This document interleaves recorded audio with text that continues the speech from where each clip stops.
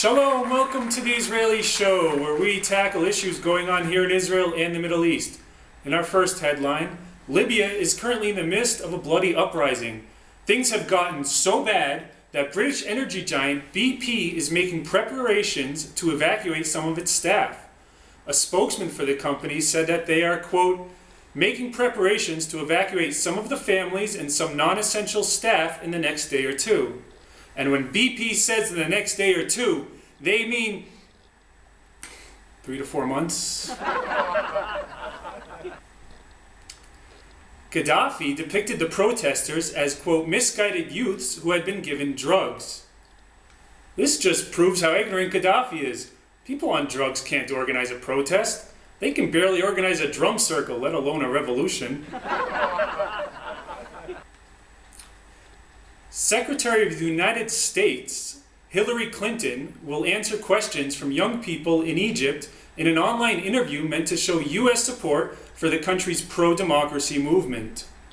We actually have one of the questions for Mrs. Clinton. This one is from Muhammad in Cairo. Hillary, why you not put fatwa on Monica Lewinsky?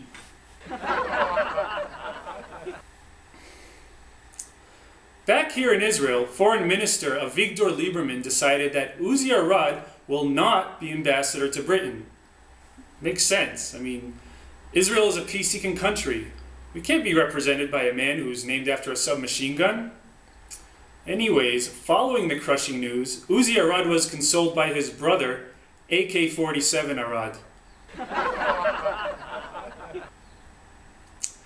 The Public Diplomacy Ministry presented a diverse group of about 20 volunteer speakers consisting of Arabs, gays, and Ethiopian Jews who will tour campuses in North America later this month, highlighting Israeli society's pluralism. The tour will be called Every Trigger-Happy Klansman's Dream.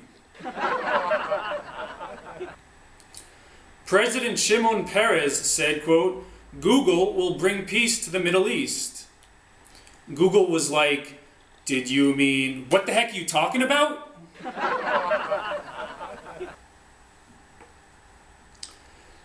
The Chilean miners are in Israel this week.